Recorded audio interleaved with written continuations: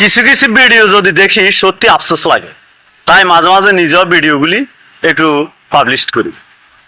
এই ভিডিওটি দীর্ঘদিন পর্যন্ত চোখের সামনে ভাসতেছে, দেখতেছি।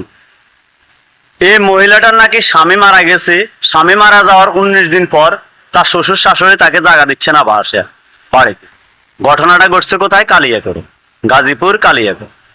এখন আমার প্রশ্নটা হলো, যদি ঘটনাটা সত্যি হয় তাহলে ওই এলাকায় কোনো মান্যগণ্য ব্যক্তি নেই তার শ্বশুর শাশুড়ির কি জিজ্ঞাসা করার মতো? ওই এলাকায় কোনো সামাজিক ব্যক্তি নেই তার শ্বশুর শাশুড়িকে জিজ্ঞাসা করার মতো?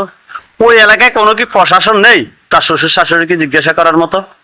এটাই আমার প্রশ্ন জাতির কাছে, এটাই প্রশ্ন যারা ভিডিওটি পাবলিশ করলেন তাদের কাছে, এটাই আমার প্রশ্ন প্রশাসনের কাছে।